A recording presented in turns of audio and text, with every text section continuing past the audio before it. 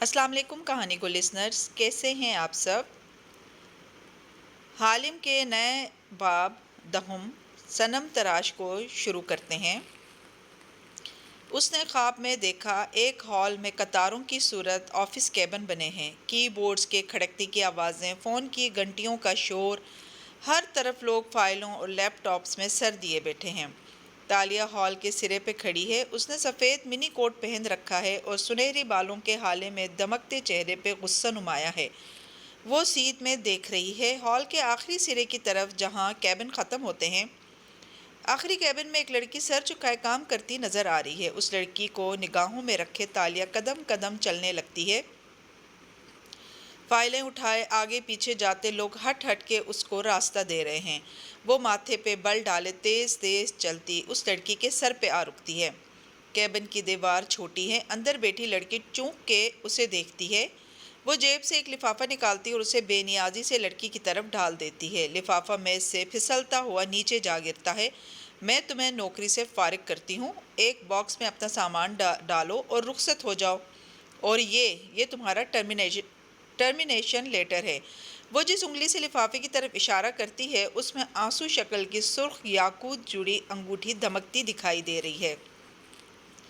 مجھے بتاؤ تالیہ، تم کس کو لائی ہو اپنی دنیا سے؟ مراد راجہ اس کو دونوں کوہنیوں سے تھامے اس کی آنکھوں میں دیکھتے پوچھ رہا تھا۔ تالیہ کے چہرے پہ سایہ سا آیا مگر پھر گزر گیا، لمحے بھر کو بھی نہیں ٹھہرا۔ تو یہ رائے ہے آپ کی میرے بارے میں؟ وہ جبراً مسکرائی۔ اتنی کمزور ہے تالیہ کہ وقت کا دروازہ اکیلے پار کرنے سے ڈرتی ہے؟ استہزائیہ سا انداز تھا اس کا۔ مراد نے جھٹکے سے اس کی کوہنیاں چھوڑیں اور برہمی سے اسے دیکھا۔ میرے ساتھ کھیل نہ کھیلو لڑکی، جو پوچھا ہے وہ بتاؤ۔ کوئی نہیں آیا میرے ساتھ باپا، میں اکیلی ہوں، مگر مجھے اکیلا دیکھ کے ادھورا مت سمجھیے گا۔ میرے زمانے کی لڑکیوں کو اپنی تکمیل کے لیے کسی مرد کی ضرورت نہیں ہوتی۔ میں آپ کے سارے محل کو اکیلی ہی کافی ہوں۔ اور آخری بات، شانوں سے لباس جھٹک کے درست کیا، گویا مراد کے اس سخت لمس کو تحقیر سے جھٹکا ہو۔ آپ کو کیوں لگتا ہے کہ میں سب کچھ بھول چکی ہوں؟ ہو سکتا ہے میں آپ کی سوچ سے زیادہ ماضی سے واقف ہوں اور شاید مستقبل سے بھی۔ ایک نگاہ غلط باپ پہ ڈال کے اس نے ادب سے سر جھکایا۔ باپا کہہ کے الٹے قدموں پیچھے ہٹتی گئی۔ راجہ مراد کمر پہ ہاتھ باندھے کھڑا اسے جاتے دیکھتا رہا۔ کمرہ اب خالی رہ گیا تھا۔ چند ثانیے بیتے اور دستک ہوئی، پھر ایک ادھیڑ عمر مرد اندر داخل ہوا۔ یہ راجہ کا خاص خادم تھا جس کو اس روز وہ نئی کشتی بنانے کا حکم دے رہا تھا۔ عارف؟ مراد نے اسے سوچتی نگاہوں سے دیکھا۔ میں درست تھا، وہ کسی کو ساتھ لے کر آئی ہے۔ مگر راجہ؟ عارف کو اچنبھا ہوا، کیا انہوں نے خود اقرار کیا ہے؟ اس نے مجھے باپا کہہ کے پکارا۔ وہ عرصہ ہوا مجھے راجہ کہتی ہے۔ باپا کے کہنے کا مطلب ہے وہ دیانت داری سے کام نہیں لے رہی۔ پھر وہ میز کی طرف آیا اور دراز سے ایک کاغذ نکال کے عارف کی طرف بڑھایا۔ عارف نے کاغذ تھاما اور تہ کھولی۔ سیاہ روشنائی سے بنا خاکہ دیکھ کے وہ چونکا۔ یہ تو وقت کی مہر ہے۔ تم میرے واحد پم بورو شکار باز ساتھی ہو جس کو میں بچا کے محل تک لایا ہوں۔ تم وقت کی مہر سے واقف ہو مگر تمہارے سپاہی نہیں جانتے ہوں گے۔ تم یہ خاکہ ان کو دو اور کہو کہ وہ سارے ملاقہ میں بکھر جائیں اور جس مرد کی گردن کی پشت پہ یہ نشان دیکھیں اس کو گرفتار کر کے میرے پاس لے آئیں۔ اس کے ساتھ آنے والی کوئی عورت بھی ہو سکتی ہے۔ اگر وہ اوڑھنی سے سر ڈھکے رہے تو ہم اس کو کیسے ڈھونڈیں گے؟ راجہ؟ مراد نے ٹھنڈی سانس بھری۔ میں نے اپنی بیٹی سے ابھی تفتیش کی ہے عارف، اس لیے تاکہ وہ کوئی غلطی کرے، اور اس نے کر دی۔ اس نے کہا کہ اسے کسی مرد کے سہارے کی ضرورت نہیں تھی واپس آنے کے لیے۔ اس نے انسان نہیں کہا، اس لیے جاؤ اور ایسا مرد ڈھونڈو جس کی گردن پہ یہ مہر ہو۔ عارف کے لبوں پہ مسکراہٹ بکھر گئی۔ وہ سمجھ گیا۔ جو حکم راجہ۔ پھر اسے خیال آیا اور وہ کشتی وہ اگلے ہفتے تک تیار ہو جائے گی، پھر میں اس مہینے کا بقایا سونا جزیرے پہ پہنچا دوں گا۔ ہاں یہ کام جلدی کرنا، مال زیادہ ہے اور یہاں محفوظ نہیں ہے، مگر احتیاط سے، تمہاری کمی کسی کو محسوس نہیں ہونی چاہیے۔ جو حکم راجہ۔ وہ چلا گیا تو راجہ واپس کرسی کھینچ کے بیٹھا اور لکڑی کی ننھی کشتی اٹھا لی۔ اب اسے اس کشتی کا بادمان بنانا تھا۔ اس نے سفید کپڑا ہٹایا اور کینچی سے اسے کترنے لگا۔ جھکے چہرے پہ چھائی سختی صاف دکھائی دے رہی تھی۔ شہزادی تاشا کی خوابگاہ کے سامنے بنی بالکونی میں تالیہ بے چینی سے دائیں بائیں ٹہل رہی تھی اور سامنے مسہری پہ بیٹھے ایڈم کی نظریں اس کی رفتار سے ملنے کی کوشش میں دائیں بائیں گھوم رہی تھی۔ اسے گمان گزرا کہ وہ مرسل شاہ کے رشتے کی وجہ سے پریشان ہے۔ نہیں نہیں، اور جائیں آپ سلطان مرسل کے پاس اتنی بند سنور کے، اور کریں آپ ان کو متاثر کرنے کی کوشش، یہ تو ہونا تھا۔ وہ رکی اور اسے گھور کے دیکھا۔ میں اس وقت مراد راجہ کی وجہ سے پریشان ہوں، ان کو شک پڑ گیا ہے کہ میں اپنی دنیا سے کسی کو ساتھ لائی ہوں۔ اوہ، ایڈم کے لب سکڑے، مگر ان کو کیسے علم ہوا؟ کیونکہ پہلی دفعہ چابی دروازہ کھولنے پہ جب چابی ٹوٹتی ہے تو یادداشت چلی جاتی ہے، اسی چابی سے دوبارہ دروازہ کھولنے پہ چابی تحلیل ہوتی ہے اور چکر مکمل ہو جاتا ہے تو یادداشت واپس آ جاتی ہے۔ لیکن راجہ نے بھانپ لیا ہے کہ میری یادداشت واپس نہیں آئی، کیونکہ ہم نے چابی کے چکر کو خراب کر دیا۔ پہلے دفعہ دروازہ میں نے کھولا تھا، میری یادداشت چلی گئی۔ دوسری دفعہ وان فاتح نے کھولا، اس لیے میری یادداشت واپس نہیں آ سکی۔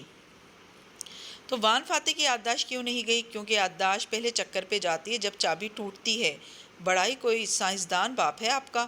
تالیہ نے تیز نظروں سے اسے گھورا، اور یہ سب تمہاری وجہ سے ہوا۔ اگر تم چابی وان فاتح کے پاس نہ لے کر جاتے اور وہ اس کو نہ جوڑتے تو میں خود دروازہ کھولتی اور راجہ کو ہرگز شک نہ ہوتا۔ ہاں، بس گھوم پھر کے میرے اوپر آ جایا کریں۔ وہ خفا ہوا، پھر دیکھا کہ وہ دوبارہ بے چینی سے ٹہلنے لگی ہے تو گہری سانس لی اور تسلی دینے والے انداز میں بولا، اچھا اتنی پریشان نہ ہو، راجہ کو کیا معلوم کہ کون آیا ہے وہاں سے؟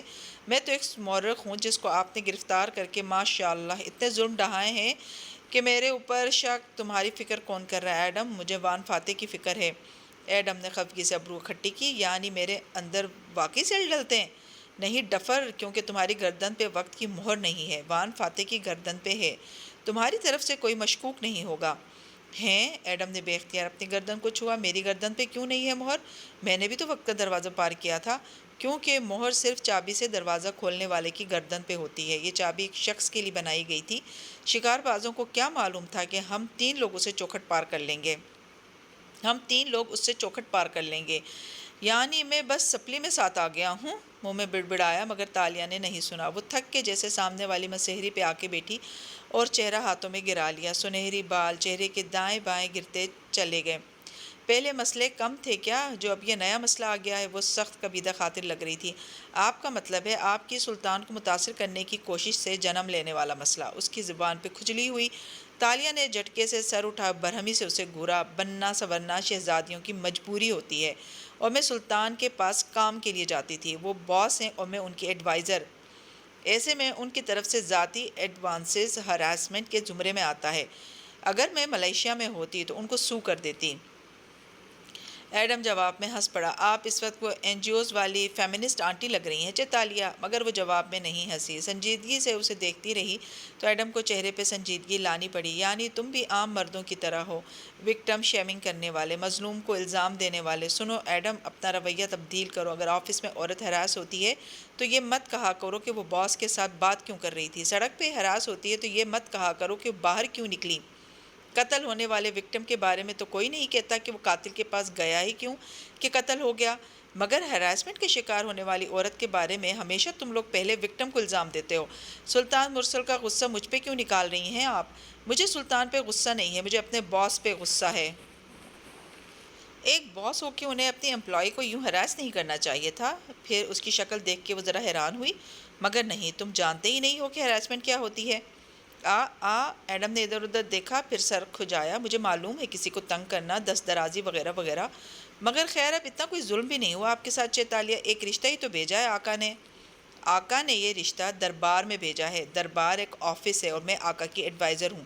وہ ہماری ورک پلیس تھی ایڈم۔ ورک پلیس پہ کام سے ہٹ کے ذاتی تعلق کا صرف اشارہ دینا بھی ہراسمنٹ شمار ہوتا ہے، اور اس نے تو اتنی بڑی بات کہہ دی۔ مگر آپ کا باس سلطان مرسل جیسا نکما آدمی نہ ہوتا تو اب تب بھی برا مانتی۔ ماننا چاہیے، کیونکہ کام کی جگہ پہ تعلقات قائم کرنے والے لوگ ہر مہذب معاشرے میں برے سمجھے جاتے ہیں۔ اب تم ٹھہرے بھگوڑے فوجی، تم کہاں گھومے پھرے ہوگے مغربی ممالک میں؟ اس لیے تمہارے علم میں اضافہ کرتی چلوں۔ ایڈم نے دانت کچکچائے۔ یہ مغربی ممالک جن کو تم لوگ برائی کا گڑھ سمجھتے ہو نا، وہاں بھی کام کی جگہ پہ تعلقات قائم کرنا بہت برا سمجھا جاتا ہے، اور ہراسمنٹ کے قوانین وہاں بہت سخت ہوتے ہیں۔ میرے جاب لیس ہونے پہ چوٹ کرنے کا شکریہ۔ ذرا میرے علم میں مزید اضافہ کریں۔ گوروں کو اس سب سے کیا مسئلہ ہے؟ انہوں نے کون سا اللہ کو منہ دکھانا ہوتا ہے؟ کیونکہ ایسے تعلقات کسی بھی برابری کی بنیاد پہ نہیں ہوتے۔ ان سے کام متاثر ہوتا ہے، باس سیکرٹری سے، ٹیچر اسٹوڈنٹ سے، ڈاکٹر مریض سے، فلم ڈائریکٹر کسی اداکارہ سے افیئر چلانا تو درکنار، اسے اگر غلط ٹیکسٹ بھی بیچتا ہے تو یہ جرم ہے۔ پوچھو کیوں؟ جیسے میں پوچھوں گا نہیں تو آپ بتائیں گی بھی نہیں۔ وہ اس لیے عقل مند کیونکہ ایسے تعلقات میں ایک فریق کمزور ہوتا ہے، دوسرے پہ انحصار کرتا ہے اپنی جاب یا گریڈز کے لیے۔ جیسے سیکٹری یا اسٹوڈنٹ، اس کا پلڑا نیچے ہوتا ہے، ہاتھ سے نیچے کا اشارہ کیا، اور دوسرا فریق پوزیشن آف پاور پہ ہوتا ہے، جیسے استاد یا باس، اوپر ہاتھ کر کے اشارہ کیا۔ اس لیے یہ تعلق پریڈیٹری تعلق بن جاتا ہے، طاقتور کمزور کو ناجائز باتوں کے لیے مجبور کر سکتا ہے۔ اسی لیے مغربی ممالک میں بھی ایسے تعلقات برے سمجھے جاتے ہیں۔ میں نے اتنے روپ دھار کے اتنی نوکریاں کی ہیں ایڈم کہ تمہاری سوچ ہے، مگر ہر جگہ میں نے یہی دیکھا ہے کہ لڑکیاں نوکری کرنے تو آ جاتی ہیں، مگر ان کو کوئی یہ نہیں سمجھاتا کہ انہیں باس کی بات کا جواب مسکرا کے دینے کی ضرورت نہیں ہے۔ لیکن خیر، یہ نوکری کرنے والی بات تم کہاں سمجھ سکتے ہو؟ بالکل میں کہاں سمجھ سکتا ہوں، میں ٹھہرا بگوڑا فوجی۔ خیر، آپ سلطان مرسل کو سو کرنے کے منصوبے بنائیں، میں چلتا ہوں۔ اور یہ بنگارہ ملایو کا اگلا باب لایا تھا، اسے پڑھ کے کل دربار میں بھجوا دیجیے گا، مجھے یہ پڑھ کے سنانا ہوگا۔ وہ گلابی غلاف میں لپٹے کاغذوں کو میز پہ رکھتے ہوئے اٹھ کھڑا ہوا اور ہاں، ماتھے کو چھوا۔ وان فاتح نے کہا تھا کہ آپ سلطان مرسل سے دور رہیں۔ وہ بالکل تھم سی گئی۔ انہوں نے یہ کہا؟ جی چیتالیہ، انہوں نے یہ کہا۔ میں یہ کہتا ہوں کہ ایک دوسری دنیا میں وہ آپ کے ساتھ برابری کی سطح پہ موجود نہیں ہیں۔ آخری فقرہ نظریں جھکا کے ادا کیا اور باہر نکل گیا۔ وہ گمسم سی بیٹھی رہی، اس کی بات سنی ہی نہیں۔ فاتح نے ایسا کیوں کہا؟ کیا ان کو میری پرواہ ہے؟ ایڈم باہر نکلا تو باہر دربان کے ہمراہ شریفہ کھڑی تھی۔ وہ آگے بڑھنے لگا جب وہ لپک کے اس کے پیچھے آئی۔ سنو آدم، کمر پر ہاتھ باندھے وہ اس کے ساتھ ساتھ چلنے لگی تھی۔ سناؤ شریفہ بنت آدم۔ وہ ٹھٹکی، میرے باپا کا نام تو جابر ہے۔ یقیناً کوئی جابر ہی ہوگا جو تمہارا باپ ہوگا۔ میں تو آدم علیہ السلام کی بات کر رہا تھا جو ہم سب کے باپا ہیں۔ پھر وہ ٹھہرا، تمہارا نام شریفہ بنت جابر ہے، تمہارا نام سنا سنا کیوں لگتا ہے مجھے؟ غور کیا مگر یاد نہ آیا، شاید اس نام کی کوئی کلاس فیلو تھی اس کی کوئی۔ خیر، آگے بڑھ گیا۔ شریفہ نے تنک کے تیز رفتار کر کے اس سے ملنے کی کوشش کی۔ اوہ، بات تو سنو، میں کانوں سے سنتا ہوں اور الحمدللہ میرے دونوں کان کھلے، روشن اور ہوادار ہیں۔ تمہاری کتاب کا پہلا باب سنا تھا میں نے اس دن دربار میں۔ شہزادی کی بہت تعریفیں لکھی تھی تم نے۔ تم نہیں سمجھو گی بی بی۔ اس نے چلتے چلتے اپنے دائیں ہاتھ کو دیکھا۔ میں سمجھتی ہوں سب اچھی طرح، اس لیے تمہیں نصیحت کرنے رک گئی۔ ایڈم کے قدم رکے، اس نے ٹھٹک کے گردن موڑی، ابرو اکھٹے کیے۔ کیا مطلب؟ شریفہ نے آنکھیں گھمائیں۔ ایسی تعریف مورخ بن کے لکھی تھی، اسی لیے سلطان نے تمہیں انعام و اکرام سے نوازا، مگر ایسی تعریف آدم بن کے مت لکھنا، محل سے باہر پھینک دیے جاؤ گے۔ وہ بالکل سن ہو گیا، دم سادے پلک تک نہ جھپک سکا۔ وہ قریب آئی اور دھیرے سے بولی، محبت برے نامے لکھنے کا تجربہ مجھے بھی ہے آدم، مگر تم شہزادی کے برابر کے نہیں ہو۔ تم ایک مورخ ہو، ایک غلام، ایک قیدی، اور وہ شہزادی ہے۔ شہزادیاں محبت کے معاملے میں اپنے سے اوپر دیکھتی ہیں، نیچے نہیں۔ تمہارے لکھے الفاظ وہ صرف خوشامد کے نہیں تھے، وہ دل سے لکھے گئے تھے۔ اتنا دل سے نہ لکھا کرو ورنہ مار دیے جاؤ گے۔ وہ ہمدردی اور افسوس سے کہہ رہی تھی۔ جب وہ خاموش ہوئی تو وہ ہلکا سا ہنسا۔ جن لوگوں کے پاس کرنے کے لیے بڑے بڑے کام ہوتے ہیں وہ ان چھوٹی چھوٹی باتوں میں نہیں الجھتے۔ جاؤ شریفہ خاتون، جا کر محل کے جالے صاف کرو اور اپنے دماغ کے بھی۔ پھر ہنستے ہوئے سر جھٹکا اور آگے بڑھ گیا۔ وہ پیر پٹک کے ہوں کر کے رہ گئی۔ جانے رات کا کون سا پہر تھا جب اس کی آنکھ کھلی، گویا کرنٹ کھا کے وہ سیدھی اٹھ بیٹھی۔ کمرہ اندھیرا تھا، کھڑکی کے پردے ہٹے تھے اور مدھم چاندنی اندر جھانک رہی تھی۔ تالیہ نے کسی قسم کی روشنی نہیں جلائی، بس دم سادے بیٹھی رہی۔ اس کا خواب خوفناک ہرگز نہ تھا۔ اس نے ایک آفس دیکھا تھا جس میں وہ آگے چلتی جاتی اور ایک لڑکی کا ٹرمینیشن لیٹر اس کے منہ پر مار کے آتی ہے۔ عام سا خواب تھا وہ، مگر وہ نئے زمانے کا خواب تھا۔ آفس، کمپیوٹرز، 21ویں صدی کا ملیشیا۔ وہ دنگ بیٹھی تھی۔ پہلے سے لگا کہ ایڈم اسے آج آفس جاب کے بارے میں بات کرنے کا اثر تھا کہ ذہن نے اسے ماضی میں کی گئی کوئی آفس جاب خواب کی صورت دکھا دی، مگر نہیں۔ خواب میں اس کے سنہری بال اور ہاتھ کی سرخ انگوٹھی، وہ سب بتا رہا تھا کہ یہ منظر مستقبل کا تھا، یہ ابھی واقع ہونا تھا۔ اس کا مطلب تھا وہ واپس جائے گی، وہ ایک دفعہ اپنی اصل دنیا میں واپس ضرور جائے گی۔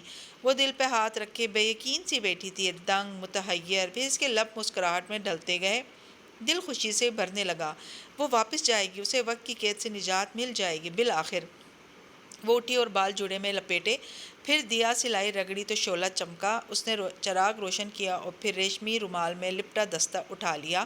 اندر خوبصورت تکھائی میں تحریر کردہ کاغذ سلیقے سے رکھے تھے۔ تالیہ نے آنکھیں رگڑی اور زرد روشنی میں انہیں پڑھنا شروع کیا۔ دیکھو تو صحیح میرے بارے میں کیا کیا لکھا ہے اس نقلی فوجی نے۔ خدا کی قسم ایک بھی غلط لفظ ہوا تو؟ مگر سوچیں منتشر ہو گئیں، پھر جیسے جیسے پڑھتی گئی لب مسکراہٹ میں ڈلنے لگے۔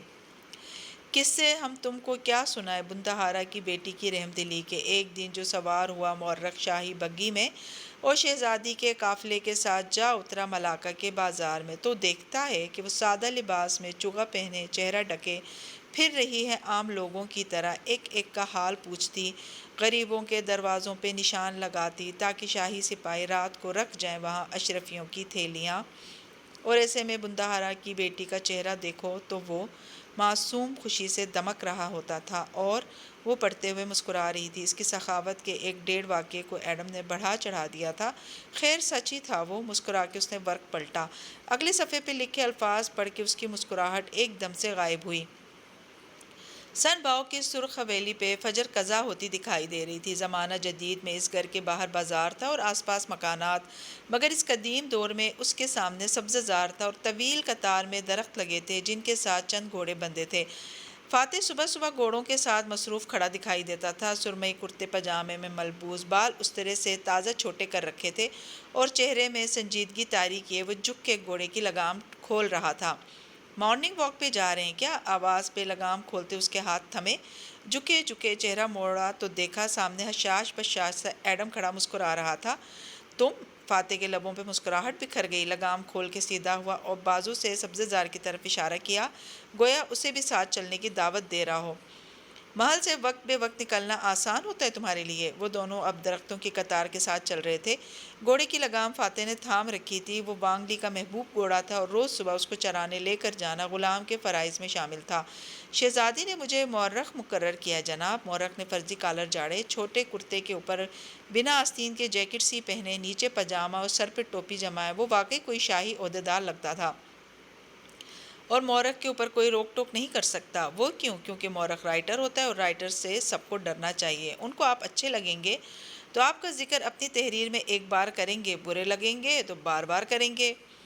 فاتح ہنس دیا، تم لکھنا انجوائے کر رہے ہو؟ بہت زیادہ۔ مجھے نہیں معلوم تھا کہ میرے اندر اللہ نے لکھنے کے لیے اتنی تڑپ رکھی ہے۔ مجھے لکھ کے سکون ملتا ہے، جیسے میں خود اپنا کتھارسس کر رہا ہوں۔ وہ گھاس پہ اس کے ساتھ چلتے خوش دلی سے کہہ رہا تھا، کس وقت لکھتے ہو؟ جس وقت سارے بڑے رائٹرز لکھتے ہیں۔ اور وہ وقت کب ہوتا ہے؟ جب موڈ اچھا ہو۔ اس نے ہنس کے شانے اچکا دیے۔ وہ دونوں اب درختوں کے پار سبزہ زار پہ نکل آئے تھے۔ فاتح نے گھوڑے کی لگام چھوڑ دی تو وہ سر چکائے گھاس میں منہ مارتا آگے بڑھتا گیا۔ اپنی شہزادی کو میرا پیغام دیا تھا؟ وہ سنجیدگی سے پوچھنے لگا تو ایڈم نے گہری سانس لی۔ بے فکر رہیں، وہ آقا سے دور ہی رہیں گی۔ وہ خود بھی اس بات سے خوش نہیں ہے، اس لیے اس کو چاہیے کہ جلد از جلد وہ چابی تلاش کرے تاکہ ہم واپس جا سکیں۔ وہ اس بات سے بہت ناخوش لگتا تھا۔ راجہ مراد کو شک پڑ گیا ہے کہ کوئی چیتالیہ کے ساتھ آیا تھا۔ وہ آپ کی گردن کے نشان کی مدد سے آپ کو ڈھونڈنے کی کوشش کریں گے۔ چیتالیہ نے یہ غازہ بھیجا ہے۔ اس نے ایک پوٹلی سی لباس سے نکال کے فاتح کی طرف بڑھائی۔ آپ روز یہ تھوڑا سا غازہ پاؤڈر پانی میں گھول کے اس نشان پہ لیپ لیا کریں، وہ چھپ جائے گا۔ اس نے پوٹلی الٹ پلٹ کر کے دیکھی اور جیب میں رکھ لی، پھر گردن موڑ کے گھوڑے کو دیکھنے لگا جو گھاس میں سر دیے کچھ تلاش کر رہا تھا۔ گھوڑے پہ نظریں جمائے فاتح نے دوبارہ بات کا آغاز کیا، آج وانگلی کے ساتھ مجھے سلطنت محل جانا ہے۔ معلوم ہے، وانگلی نے آپ کا نام مہمانوں کی فہرست میں ڈالا ہے۔ دربار کی کارروائی کے بعد آج بنگارائے ملایو کا نیا باب بھی پڑھ کے سنایا جائے گا، اس میں آپ کا ذکر بھی ہے۔ مگر جو بنگارائے ملایو میں نے پڑھی تھی اس میں میرا ذکر نہیں تھا، کیونکہ آنے والی صدی میں پرتگالی جب ملاکا پہ حملہ کریں گے تو محلات اور کتب خانے جلا ڈالیں گے۔ یقیناً انہوں نے ہی اس کتاب کو جلا ڈالا ہوگا اور بعد میں یہ لوگوں کی یادداشتوں سے دوبارہ لکھی گئی ہوگی، اس لیے غلطی سے آپ کی جگہ وانگلی کا نام لکھا گیا ہوگا۔ وان فاتح نے جواب نہیں دیا، بس اس کے ساتھ گھاس پہ چلنے لگا۔ اور تم ٹھیک ہو ایڈم؟ گزارا کیسا ہو رہا ہے تمہارا محل میں؟ ایڈم کے چہرے پہ زخمی مسکراہٹ بکھر گئی۔ سر، اگر میں کسی انسان سے اس حد تک متاثر ہونے لگوں کہ مجھے اس کی ہر بات اچھی لگے اور اس کا روب ہر وقت میرے اوپر چھانے لگے اور مجھے مسلسل اس کی توجہ حاصل کرنے کی خواہش ہونے لگے، تو آپ کے خیال میں کس جذبے کا شکار ہوں گا؟ لو سیلف اسٹیم کا۔ وہ جو محبت کی طرح کی کسی جواب کی توقع کر رہا تھا ایک دم بھوچنکا رہ گیا۔ جی، میری کلاس میں ایک لڑکی پڑھتی تھی، یہ تب کی بات ہے جب میں اسکول میں تھا۔ وہ اپنے آپ کو بے حد محبت کرنے والا سمجھتی تھی۔ کوئی نیا ٹیچر ہو یا نہ کلاس فیلو، لڑکی ہو یا لڑکا، وہ اسے فوراً دوستی کی خواہش کرنے لگ جاتی اور پھر اس نئے شخص کی توجہ پانے اور اسے خوش کرنے کے لیے ہر حد تک چلی جاتی تھی۔ آخر میں لوگ اس سے بیزار آ کے اسے چھوڑ جاتے تھے اور وہ کراہتی رہتی تھی کہ لوگوں نے اس کے محبت کرنے والے دل کے ساتھ کیا برا سلوک کیا، مگر وہ لڑکی محبت سے مغلوب نہیں تھی، وہ صرف لو سیلف اسٹیم کا شکار تھی۔ کیا مطلب سر؟ تمہارا تالیہ کا ایک ہی مسئلہ ہے۔ وہ افسوس سے سر جھٹکتے ہوئے آگے چلتا گیا اور گھوڑے کے قریب جا رکا۔ تم دونوں لو سیلف اسٹیم کا شکار ہو۔ گھوڑے کی لگام کھینچ کے اس کا منہ گھاس سے نکالا اسے زبردستی آگے لے جانے لگا۔ اور یہ سیلف اسٹیم ہوتی کیا ہے؟ ہر کوئی اس کا ذکر بہت کرتا ہے، آج تک میں اس کا اصل معنی نہیں جان سکا۔ ایڈم خفا خفا سا لگتا تھا۔ سیلف اسٹیم اپنی نظر میں اپنی عزت کو کہتے ہیں، خود کو کچھ سمجھنا، اپنی عزت کرنا، اپنی قدر کرنا، اپنے آپ کو پہچاننا، ذاتی وقار۔ جن لوگوں میں یہ زیادہ ہوتی ہے ان کو معلوم ہوتا ہے کہ وہ ادھورے نہیں ہیں، ان کو اچھا لگنے کے لیے کسی دوسرے انسان یا چیز کو خود سے جوڑ لینے کی ضرورت نہیں، وہ اپنے آپ میں کافی ہیں۔ گھوڑے کو وہ کھینچ کے زبردستی درختوں کی طرف لے جانے لگا۔ گھوڑا مزاحمت کرتے ہوئے گردن ادھر ادھر مار رہا تھا۔ اور مجھ میں اس کی کمی ہے؟ بالکل ہے، اور تالیہ میں بھی ہے۔ اور جو لوگ اپنی نظروں میں معزز نہیں ہوتے وہ دراصل خود سے مطمئن نہیں ہوتے۔ انہیں لگتا ہے کہ لوگ ان کے اصل کو قبول نہیں کریں گے۔ ایسے میں یا وہ تالے کی طرح بن جاتے ہیں، وہ مختلف روپ دھار کے لوگوں سے وہ بن کے ملتے ہیں جو وہ ہوتے نہیں ہیں۔ بات بات پہ جھوٹ بولنا، کہانیاں گھڑنا۔ جانتے وہ ایسا کیوں کرتی ہے؟ کیونکہ اس کو اپنے اصل سیلف پہ اعتماد نہیں ہے، اس لیے وہ اپنے آپ کو ویسا بنا لیتی ہے جیسا روپ لوگوں کے نزدیک معزز ہوتا ہے اس کے خیال میں، ورنہ لوگوں کے نزدیک کوئی پیمانہ حتمی نہیں ہوتا۔ انسان کو اپنے اصل انداز میں رہنا چاہیے، دنیا خود بخود آپ کے مطابق ڈھل جائے گی، اور دوسری قسم کے لوگ تمہارے جیسے ہوتے ہیں۔ گھوڑے کو درخت کے قریب لے جا کر اس نے اس کا رخ جبراً پتوں کی طرف موڑا۔ پہلے تو گھوڑے نے مزاحمت کی، پھر پتوں کو سونگھا تو ڈھیلا پڑا اور ذرا سا پتا دانتوں میں توڑا۔ تمہارے اندر چونکہ اپنی عزت نہیں تو ایک خلا بن گیا ہے۔ تم اس خلا کو پر کرنے کے لیے تالیہ کی طرح اپنے اوپر ملمہ نہیں چڑھاتے، تم بس خود کو ادھورا تسلیم کر لیتے ہو، نامکمل، مسخ شدہ، اور اس ادھورے پن کو دوسرے انسانوں سے بھرنے کی کوشش کرتے ہو۔ میری کلاس فیلو کی طرح تم بہت جلد لوگوں سے متاثر ہو جاتے ہو۔ تم نے صوفیہ رحمان کو ووٹ دیا تھا، مجھے نہیں۔ جانتے ہو کیوں؟ کیونکہ میرے پاس ایک چیز تھی، سچائی اور ایمانداری۔ تمہیں اس خوبی نے کبھی اٹریکٹ نہیں کیا کیونکہ وہ تمہارے پاس بھی ہے، تم سچے انسان ہو۔ مگر صوفیہ کے پاس سحر انگیز شخصیت اور مجمع کو اپنی تقریر سے مسحور کر دینے کا فن تھا، وہ تمہارے پاس نہیں تھا، اور وہ ایک اوور کانفیڈنٹ خاتون ہے اور تم میں اعتماد کی شدید کمی ہے، اس لیے تم اس سے متاثر ہو گئے۔ یعنی میں ان لوگوں سے متاثر ہوتا ہوں جن کے پاس وہ ہوتا ہے جو مجھے پسند ہے، مگر وہ میرے اپنے پاس نہیں ہے۔ اسے یہ سب کہتے ہوئے برا لگ رہا تھا۔ اپنی ذات کا کسی دوسرے سے بے رحمی سے تجزیہ کروانا کسی کو اچھا نہیں لگتا۔ بالکل، تم اب بھی اگر مسلسل کسی سے متاثر ہو رہے ہو تو اپنی کمی کو کسی دوسرے میں تلاش کر رہے ہو۔ تمہارے جیسے لوگوں کو لگتا ہے کہ دوسرے ان کو ان کے اصل حال میں قبول نہیں کریں گے، اس لیے وہ خود کو کسی متاثر کن انسان یا چیزوں کے ساتھ جوڑنے کی کوشش کرتے ہیں۔ ان کو اپنے اصل سیلف سے زیادہ بڑا دکھنے کا ایک ہی طریقہ نظر آتا ہے کہ وہ کسی طرح خود کو کسی بڑے انسان کے ساتھ نتھی کر لیں۔ تم صرف ایک بت تراش رہے ہو اور پروانے کی طرح اس کے چکر کاٹ کے اپنی وقت دنیا کی نظر میں بڑھانے کی کوشش کر رہے ہو۔ تو اس بت کو کیسے توڑا جاتا ہے؟ کیسے میں انسانوں سے متاثر ہونے سے بچ سکتا ہوں؟ وہ سخت اداس نظر آنے لگا تھا۔ اپنے آپ کو پہچانو، اپنے اندر کی خوبیوں کو نکھارو، کسی سے کوئی لالچ نہ رکھو، دوسرے لوگوں کی رائے سے بے نیاز ہو کے اپنا کام کرو، تمہاری عزت بڑھے گی اور تم لوگوں سے خواہ متاثر نہیں ہوگے، کیونکہ تم یہ جان جاؤ گے کہ تم بھی کسی سے کم نہیں ہو۔ گھوڑا اب سکون سے درخت کی ٹہنیوں سے چر رہا تھا اور فاتح اس کے سر پہ کھڑا محتاط سا اس کو دیکھ رہا تھا۔ ایڈم اداس سا پیچھے کھڑا تھا۔ تو میں صرف بت تراشتا ہوں اور ان کی پرستش کرتا ہوں، پھر جب وہ لوگ مجھے چھوڑ جاتے ہیں تو میرا شیشے کا بت ٹوٹ جاتا ہے۔ اسکول میں مجھے ہر دوسرے ٹیچر سے محبت تھی، سیاست دانوں میں مجھے صوفیہ رحمان اچھی لگتی تھیں، رشتہ داروں میں مجھے وہی خاندان کے بڑے پسند تھے جو سب سے زیادہ پر اعتماد اور بے نیاز تھے۔ اگر یہ سب میری خود اعتمادی کی کمی کی وجہ سے تھا تو محبت کیا ہوتی ہے سر؟ قدیم ملاقہ کے اس سبز زار میں اس روشن صبح ایڈم نے ایک عام سا سوال پوچھا تھا۔ وان فاتح نے گردن موڑ کے اسے دیکھا اور مسکرایا۔ محبت صرف فیری ٹیلز میں ہوتی ہے ایڈم، اس کو اصل زندگی میں نہیں ڈھونڈتے۔ پھر اس نے گھوڑے کی گردن کو تھپکا تو وہ گھاس سے منہ ہٹا کے گردن ادھر ادھر گھمانے لگا۔ فاتح نے اس کی لگام تھام لی اور سامنے کو چل دیا، کوہنیوں تک آستینے موڑے، ایک ہاتھ سے لگام تھامے، دوسرے سے ماتھے پہ چھجا بنائے، وہ ابھرتے سورج کو دیکھتا آگے بڑھ رہا تھا۔ سبز زار کے اس پار ندی تھی جہاں سے اس نے گھوڑے کو پانی پلانا تھا۔ ایڈم خاموشی سے اسے جاتے دیکھتا رہا، اس کی آنکھوں میں ہیجان ہی ہیجان تھا۔ سلطنت محل میں اپنی خوابگاہ سے ملحقہ کمرے میں سلطان مخملی صوفے پہ ٹیک لگائے بیٹھا تھا۔ انگوروں سے بھرا تش سامنے رکھا تھا۔ وہ کھڑکی سے باہر نظریں جمائے وقفے وقفے سے انگور منہ میں ڈالتا تھا۔ سنہری اور سبز زرتار پوشاک پہنے، سر پہ ریشمی پگڑی نما ٹوپی جمائے جس کے اوپر قیمتی ہیرے اور زمرد جڑے تھے، وہ گہری سوچ میں گم لگتا تھا جب دروازے دستک کے بعد کھلا۔ مرسل نے چونک کے چوکھٹ کو دیکھا۔ مراد راجہ اندر داخل ہو رہا تھا۔ صبح بخیر آقا۔ مراد آگے آیا اور ہاتھ باندھے جھک کے سلام کیا۔ مرسل نے 2 انگلیوں سے قریب آنے کا اشارہ کیا تو وہ قدم قدم چلتا اس کے عین سامنے آ کھڑا ہوا۔ آقا کی طبیعت ٹھیک ہے؟ دربار میں آپ کا انتظار کیا جا رہا ہے، میں نے سوچا خود حاضر ہو کے خیریت معلوم کر لوں۔ انداز میں تشویش تھی مگر آنکھیں چھوٹی کر کے وہ غور سے مرسل شاہ کا چہرہ دیکھ رہا تھا۔ ہاں میں کچھ سوچ رہا تھا۔ اس نے 2 انگلیوں سے کنپٹی مسلی، پھر مراد کو بیٹھنے کا اشارہ کیا۔ مراد محتاط نظروں سے اسے دیکھتا سامنے بیٹھا۔ کہیے آقا، غلام کس طرح آپ کی پریشانی دور کر سکتا ہے؟ تم ہمارے بندہارا وزیر اعظم ہو مراد، اور ملاکہ سلطنت کا بندہارا سلاطین کی شادیوں اور ان کے بچوں کی پیدائش کے انتظامات کا نگہبان ہوتا ہے۔ میں اپنے فرض سے بخوبی واقف ہوں آقا۔ آپ کی اور ملکہ یان سوفو کی شادی میری نگرانی میں ہوئی تھی اور میں نے کسی قسم کی کسر نہیں چھوڑی تھی۔ میں تم سے بہت خوش ہوں۔ اور اب مرسل نے تھوڑی کھجاتے ہوئے شانے جھٹکے۔ اب میں شہزادی تاشا کو اپنے نکاح میں لینا چاہتا ہوں، لیکن ملکہ اس بات پہ بہت جزا فضا کریں گی، اس لیے میں چاہتا ہوں کہ تم بذات خود اس تقریب کا انتظام کرو اور ملکہ کی کسی بھی ممکنہ رد عمل سے نمٹنے کی حکمت عملی تیار کرو۔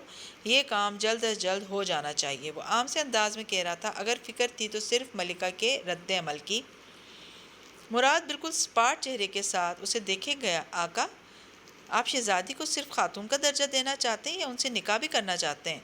میں پہلے صرف شہزادی کو خاتون بنانا چاہتا تھا، لیکن اب میرا ارادہ بدل چکا ہے۔ میں ان کو ملکہ کا مقام دینا چاہتا ہوں، تم تیاری کرو۔ سادہ سے انداز میں حکم جاری کیا اور پوشاک جھٹکتا اٹھ کھڑا ہوا۔ سپاٹ چہرہ لیے مراد بھی فوراً سے کھڑا ہوا۔ جو حکم آقا۔ مرسل نے محض سر کو خم دی اور آگے بڑھ گیا۔ مراد بے تاثر چہرے کے ساتھ پیچھے کو لپکا۔ باہر دروازے سے کان لگائے کھڑی کنیز فوراً اوٹ میں ہو گئی۔ دربان خاموشی سے اس کو دیکھتے رہے مگر کوئی روک ٹوک نہ کی۔ مرسل شاہ اور راجہ مراد آگے بڑھ گئے تو کنیز اوٹ سے نکلی اور دوسری راہداری میں بھاگی۔ اس کا رخ ملکہ یان سوفو کے حرم کی طرف تھا۔ دربار میں تقریباً تمام افراد اب بیٹھ چکے تھے اور مسلسل سلطان کا انتظار کیا جا رہا تھا۔ دربار کے بند دروازوں کے باہر برآمدہ تھا جس سے چوڑی طویل سیڑھیاں نیچے محل کے صحن میں اترتی تھیں۔ سیڑھیوں کے دانے پہ کنیزوں اور خادموں کی میت میں تالیہ کھڑی تھی۔ سر پہ تاج سجائے، پیروں تک آتا سرخ کامدار لباس پہنے وہ مسکرا کے نیچے دیکھ رہی تھی جہاں سے وانگلی اوپر چڑھتا آتا دکھائی دے رہا تھا۔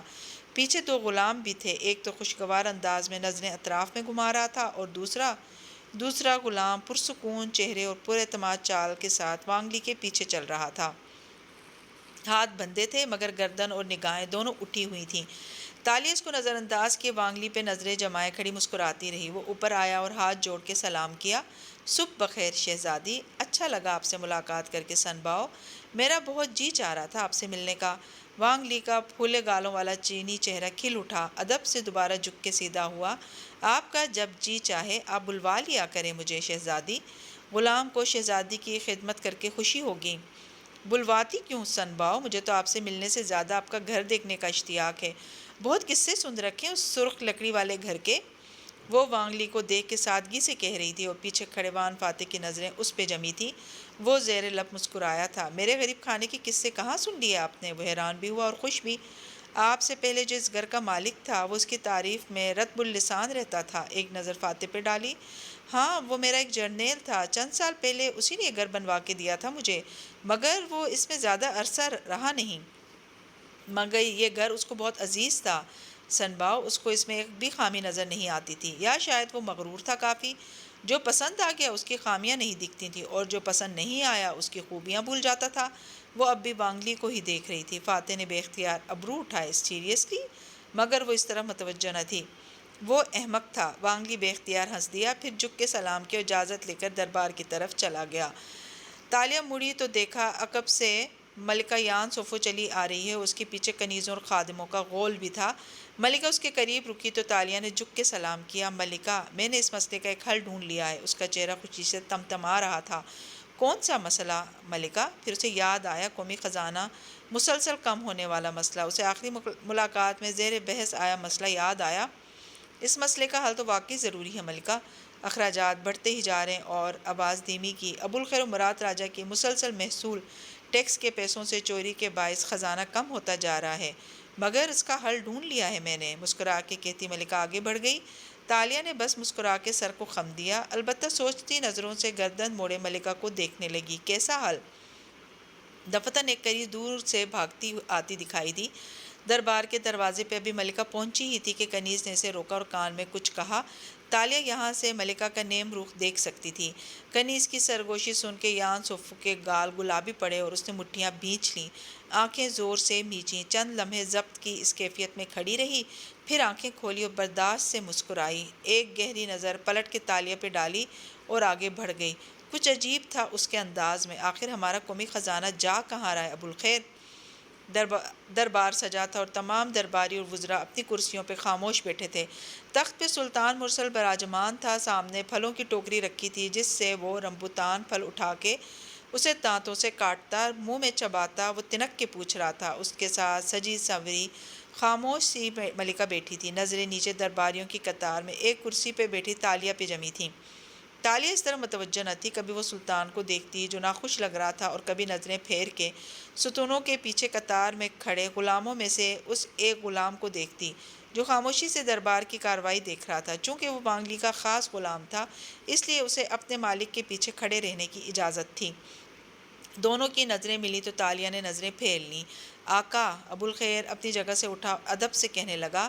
پچھلے سلطان کے وزیر خاصے بدعنوان تھے، خزانے میں سے محصول کے پیسے چرا لیتے تھے، مگر ہم نے ہر طرح کی چوری چکاری کی روک تھام کر لی ہے۔ فی الحال قومی خزانے سے پورے ملک میں ترقیاتی کام ہو رہے ہیں، پل بنائے جا رہے ہیں، مسافروں کے ٹھہرنے کو سرائیں تعمیر کی جا رہی ہیں اور فوج کو جدید اسلحے سے لیس کیا جا رہا ہے۔ اخراجات بڑھ گئے ہیں۔ حل؟ مجھے حل بتاؤ، اس کا کیا حل ہے؟ مرسل بیزار ہوا۔ آقا! پچھلے سلطان کے وزراء جو دولت لوٹ کے چلے گئے تھے وہ تو واپس نہیں لائی جا سکتی، مگر ہم یہ کر سکتے ہیں کہ تاجروں دکانداروں پہ جو محصول لگایا جاتا ہے اس کو 2 گنا کر دیا جائے۔ چند دن میں 2 گنا محصول ملنے سے خزانہ 2 گنا ہو جائے گا۔ تالیہ نے ناپسندیدگی سے اسے دیکھا اور کھنکھاری۔ سلطان سمیت بہت سی گردنیں اس کی طرف گھومی۔ کہیے شہزادی تاشا، آپ کے پاس کوئی بہتر نکتہ ہے؟ سلطان نے دلچسپی سے سوال کیا۔ وہ کھڑی ہوئی اور ادب سے کہنے لگی، میں جانتی ہوں آقا کہ ہماری سلطنت میں مہنگائی بڑھ گئی ہے اور آپ کے شاہی خزانے میں موجود دولت کم ہو رہی ہے۔ عرصہ پہلے وہ کیل میں حالم کے بنگلے کے لاؤنج میں صوفے پہ بیٹھی تھی، ہاتھوں میں دلیے کا پیالہ تھا اور چمچ بھر بھر کے منہ میں رکھتی وہ ٹی وی اسکرین کو دیکھ رہی تھی جہاں 2 خوبصورت صوفے آمنے سامنے رکھے تھے اور ایک پہ اینکر بیٹا سوال پوچھ رہا تھا۔ آپ کے خیال میں ملیشیا میں بڑھتی مہنگائی اور قومی خزانے میں خسارے کا کیا حل ہے فاتح صاحب؟ سامنے صوفے پہ بیٹھا سوٹ میں ملبوس سیاستدان ہلکا سا مسکرایا اور نرمی سے کہنے لگا، پہلے یہ سوچو کہ قومی خزانے میں خسارہ ہے ہی کیوں موحد؟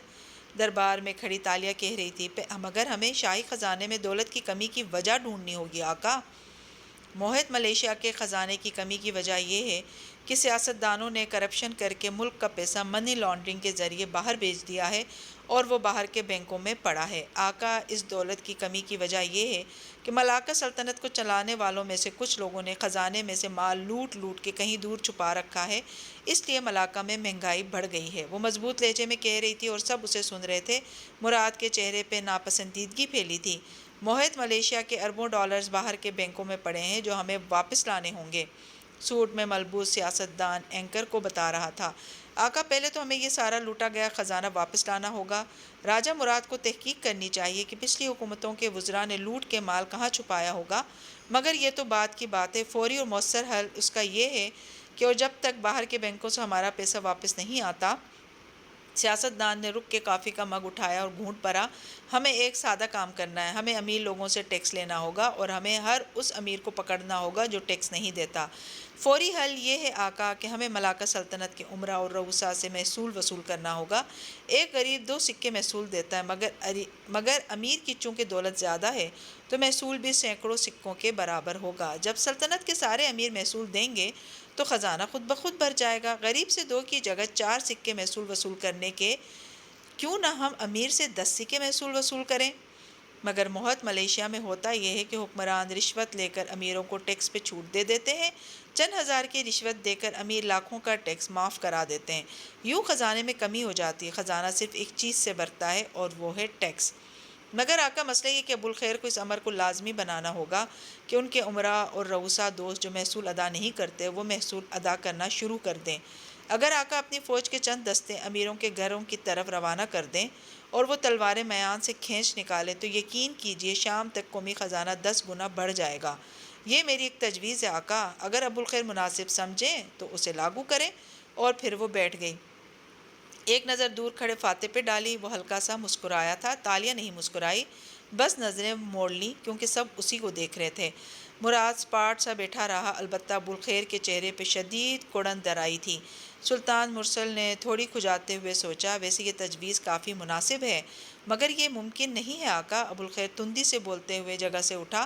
امراء اور رؤسا کی ہمیں ضرورت ہے، اس حکومت کو چلانے کے لیے ان سے زبردستی محصول وصول کریں گے تو وہ ناراض ہوں گے۔ اگر سابق سلطان کے مفرور بیٹوں نے بغاوت کر دی تو یہ رؤسا ہمارا ساتھ نہیں دیں گے۔ خزانہ بڑھانے کا ایک ہی حل ہے کہ عوام پہ محصول بڑھا دیا جائے، آخر یہ محصول انہی عوام کے اوپر خرچ کیا جانا ہے۔ تالیہ کے ماتھے پہ بل پڑ گئے مگر خاموش رہی۔ وہ ابھی تک لاؤنج میں بیٹھی دلیا کھا رہی تھی اور اسکرین پہ نظر آتا سیاست دان اینکر کو بتا رہا تھا، مگر ہوتا یہ ہے محت کہ حکومت امیروں سے ٹیکس نہیں لیتی، امیر لوگ ان وزیروں کے دوست ہوتے ہیں، اس لیے بچ جاتے ہیں۔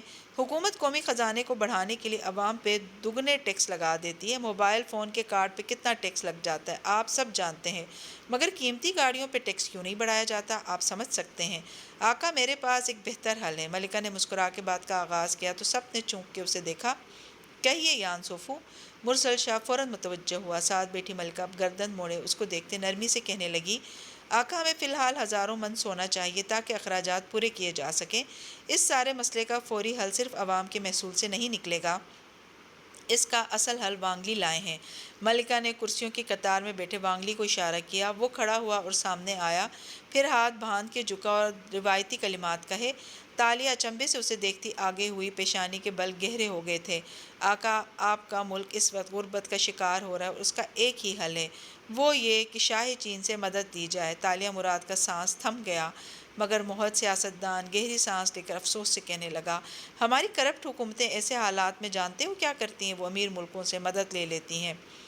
آقا شاہ چین ملاکہ کے حالات سے واقف ہیں اور انہوں نے آپ کے لیے ایک پیغام بھیجا ہے۔ قدیم ملاکہ کے دربار میں کھڑا وانگلی کہہ رہا تھا۔ مرسل ذرا آگے کو ہوا، پھل واپس رکھ دیا۔ وہ سنجیدہ اور متوجہ تھا، سب وانگلی کو دیکھ رہے تھے۔ امیر ملک اور ورلڈ بینک غریب ملکوں میں ایک اکنامک ہٹ مین بھیجتے ہیں، جانتے وہ کیا ہوتا ہے؟ سیاستدان نے رک کے سوال کیا تو اینکر نے ٹھنڈی سانس بھری۔ جی سر، میں نے کنفیشنز آف این اکنامک ہٹ مین پڑھ رکھی ہے، مگر آپ ہمارے ناظرین کے لیے وضاحت کر دیں۔ اینکر متانت سے بولا تو دلیا کھاتی تالیہ آگے کو ہوئی اور غور سے سننے لگی۔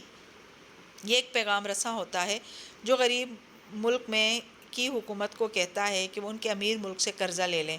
فربئی مائل چینی کہہ رہا تھا، اگلے 1 ماہ میں شاہ چین اتنا سونا بھجوا دیں گے جو آپ کے ملک کا نظام سال بھر تک چلانے کے لیے کافی ہوگا، اور یہ رقم آپ کو قسطوں کی صورت اگلے 10 سال تک ادا کرنی ہوگی۔ ادائیگی کا کوئی بوجھ نہیں ہوگا آپ پہ، آپ عوام پہ ذرا سا محصول بڑھا دیں اور محصول کا وہ بڑھا ہوا حصہ ہر سال اکٹھا کر کے قرض اتارنے کے لیے استعمال کریں۔ چونکہ شاہ چین مسلمان نہیں ہے تو یہ قرض سود پہ دیا جائے گا۔ 10 سال، واہ یہ تو کافی لمبی مدت ہے۔ سلطان کا چہرہ کھل اٹھا، اس میں تو بآسانی قرض اتارا جا سکتا ہے۔ یہ اکنامک ہٹ مین اس غریب ملک کو بھاری سود پہ قرضہ دلوا دیتا ہے۔ کرپٹ حکمرانوں نے کون سا اپنی جیب سے قرضہ واپس کرنا ہوتا ہے، وہ اس کانٹریکٹ کو فوراً قبول کر لیتے ہیں۔ تم کیا کہتے ہو ابوالخیر؟ مرسل نے پرجوش انداز میں اسے مخاطب کیا۔ آقا میرے نزدیک یہ، ابوالخیر نے توقف کیا، ملکہ کی بے چین نظریں اس پہ جمی تھیں، یہ ایک بہترین حل ہے۔ وہ ہلکا سا مسکرائے تو یان سوفو نے مسکرا کے گہری سانس خارج کی۔ ہمارے تمام مسئلے حل ہو جائیں گے اور ہم ترقی کر سکیں گے۔ مگر آقا، تالیہ مضطرب سی کھڑی ہوئی، ہم اتنا بھاری قرضہ کیسے اتاریں گے؟ ہماری نسلیں مقروض ہو جائیں گی۔ شہزادی تاشا، مراد اپنی جگہ سے اٹھا اور سنگین سرد آواز میں اسے مخاطب کیا، قرضہ اتارنا مردوں کا کام ہے اور ملاکہ کے مرد یہ کام سر انجام دے دیں گے۔ راجہ ٹھیک کہہ رہا ہے شہزادی، مرسل خوشگوار انداز میں کہتا، ہلکا پھلکا سا لگ رہا تھا۔ ویسے بھی 10 سال ایک طویل کو لمبا کر کے عرصہ ہے۔ تب کی تب دیکھی جائے گی، فی الحال ہمیں اس قرض کو خوش دلی سے قبول کرنا چاہیے۔ پھر چہرہ سامنے کھڑے سن باؤ کی طرف موڑا۔ شاہ چین کو ہمارا شکریہ ادا کیجیے، ہمیں یہ معاہدہ منظور ہے، مگر یہ کانٹریکٹ یہیں ختم نہیں ہو جاتا۔ سیاستدان انٹرویو دیتے رکا اور جھک کے کافی کا مگ اٹھایا، ایک گھونٹ بھر کے اسے نیچے کیا اور اینکر کی طرف دیکھ کے بولا، ورلڈ بینک کے امیر ملک یہ قرضہ ایک خاص شرط پہ دیتے ہیں۔ آقا، وانگ لی کھنکھارا، شاہ چین کی ایک شرط بھی ہے۔ دربار میں ایک دم سناٹا چھا گیا۔ اور وہ کیا؟ مرسل کا پھل اٹھاتا ہاتھ تھما۔ تالیہ نے سامنے کرسیوں کے پیچھے کھڑے فاتح کو دیکھا، وہ بھی اسے ہی دیکھ رہا تھا۔ دونوں کی آنکھوں میں افسوس تھا۔ امیر ممالک مثلاً امریکہ، سیاستدان نے دوبارہ کافی کا گھونٹ بھرا اور توقف سے بولا، اس شرط پہ قبضہ دیتے ہیں کہ یہ قرضہ وہ غریب ملک کی حکومت کو نہیں دیں گے، بلکہ یہ رقم وہ اس ملک میں موجود اپنے ہی اداروں کو دیں گے، اور اس ادارے کا سربراہ وہی اکنامک ہٹ مین ہوتا ہے جو اس قرض کی پیشکش کو لے کر آیا تھا۔ یعنی سر، ناظرین کی آسانی کے لیے، یہ قرضہ امیر ملک اپنے ہٹ مین کو ہی دیتا ہے جو اسے ملک کی ترقی کے لیے استعمال کرتا ہے۔ آقا، شاہ چین کو آپ پہ اعتماد ہے، مگر ماضی میں ایسے واقعات ہوئے ہیں کہ ان کو آپ کے عہدیداروں پہ اعتماد نہیں ہے۔ آپ کا خزانہ پہلے ہی چوری ہوتا جا رہا ہے، بدعنوانی عروج پہ ہے، اس لیے وانگ لی ادب سے کہہ رہا تھا، شاہ چین یہ رقم بالواسطہ آپ کے خزانے میں بھجوانے کے بجائے مجھے اور میرے چینی عہدیداروں کو بھجوائیں گے، اور ہم اس رقم سے آپ کے ملک میں ترقیاتی کام کریں گے تاکہ ہمیں معلوم ہوتا رہے کہ پیسہ درست جگہ پہ خرچ کیا جا رہا ہے یا نہیں۔ امیر ملک بہانہ تو یہ بناتا ہے کہ وہ یہ رقم اپنے اداروں کو اس لیے دے گا تاکہ کرپشن وغیرہ کی نگرانی کی جا سکے، مگر یہ حقیقت نہیں ہے۔ عوام کو یہ بات سمجھ لینی چاہیے کہ ایسے بھاری قرضے اگر $10 بلین کے ہیں تو امریکہ واقعی $10 بلین اپنے ہٹ مین کو عطا کر دیتا ہے، مگر ہٹ مین ان میں سے $1 بلین اس غریب ملک پہ خرچ کرتا ہے، تعلیم، صحت، انصاف کو نظر انداز کر کے سڑکیں اور پل بناتا ہے، پارک بناتا ہے، یعنی وہ ترقی کرواتا ہے جو نظر آئے۔ اور باقی 9 بلین سر؟ اینکر نے متانت سے پوچھا۔ باقی 9 بلین وہ ہٹ مین خاموشی سے اپنے ملک کو واپس بھیج دیتا ہے، کاغذوں میں اس ملک پہ 10 بلین قرضہ چڑھا رہتا ہے، اور وہ ملک ہر سال قرضہ ادا کرتا رہتا ہے۔ سود کبھی ختم نہیں ہوتا اور نسلیں مقروض ہو جاتی ہیں، لیکن اصل میں وہ قرضہ کبھی اس ملک کو ملا ہی نہیں تھا۔ سلطان مرسل نے قدرے اچنبھے سے بندہارا کو دیکھا۔ اس شرط کو میں کیا سمجھوں مراد؟ کوئی مجھے بتائے کہ اس کا کیا مقصد ہے؟ کیا یہ ہمارے حق میں اچھی ہے؟ تمام درباریوں کی نظریں مراد کی طرف اٹھ گئیں۔ وہ خاموشی سے اٹھا، اس کے منہ سے نکلنے والے الفاظ مرسل سے فیصلہ کروانے والے تھے۔ تالیہ نے منت بھری نظروں سے اسے دیکھا اور نفی میں سر ہلایا۔ ملاقہ کی نسلوں کو مقروض مت کرو راجا۔ مراد راجا نے ایک گہری نظر تمام افراد پہ ڈالی۔ سوال یہ ہے سر، اسکرین پہ نظر آتے اینکر نے نکتہ اٹھایا، غریب ملک کی حکومتوں میں کتنے ہی ذہین اور شاطر وزراء ہوتے ہیں، اگر بالفرض ملک کا سربراہ مان لیا کہ بیوقوف ہے اور ایسی شرطیں قبول کر لیتا ہے تو اس کی حکومت کے سمجھدار لوگ اس کو منع کیوں نہیں کرتے؟ وہ اس کو منع کر ہی نہیں سکتے محت، کیونکہ وہ بھانپ لیتے ہیں کہ یہ غریب ملک کی جو شرائط دے کر آیا ہے یہ دراصل ایک اکنامک ہٹ مین ہے، اور جب ہٹ مین کی بات نہ مانی جائے اور حکومت اس کے خلاف اڑ جائے تو وہ ملک میں انتشار پھیلاتا ہے، بد امنی کراتا ہے اور حکومت گرا کے نیا سربراہ لاتا ہے، پھر نئے سربراہ سے وہ معاہدہ سائن کروا لیتا ہے۔ کرپٹ وزیر کیسے سربراہ کو منع کریں؟ منع کرنے کی صورت میں ان کو امیر ملک سے اپنی حکومت ختم کروا دینے کا خوف ہوتا ہے، لیکن قرض حاصل کر لینے میں ان کا کیا جا رہا ہے؟ آقا، مراد نے بات کا آغاز کیا۔ سب دم سادے اسے دیکھ رہے تھے۔ وانگ لی سے میرے ذاتی اختلافات ایک طرف، شاہ چین کی شرط انصاف پہ مبنی ہے، یہ شاہ چین کا پیسہ ان کو معلوم ہونا چاہیے کہ وہ کہاں خرچ ہو رہا ہے۔ وانگ لی ایماندار آدمی ہے، پیسہ ان کے پاس آئے یا ہمارے پاس ایک ہی بات ہے، ہمیں اس شرط کو قبول کر لینا چاہیے۔ وانگ لی مسکرا دیا۔ یان صوفوں کی گردن مزید اکڑ گئی اور سلطان مرسل کے تنہ اعصاب ڈھیلے پڑ گئے، وہ ہلکا پھلکا سا ہو گیا۔ معاہدہ میرے پاس لاؤ، میں اس پہ شاہی مہر لگانے کے لیے تیار ہوں۔ وہ خوش نظر آتا تھا۔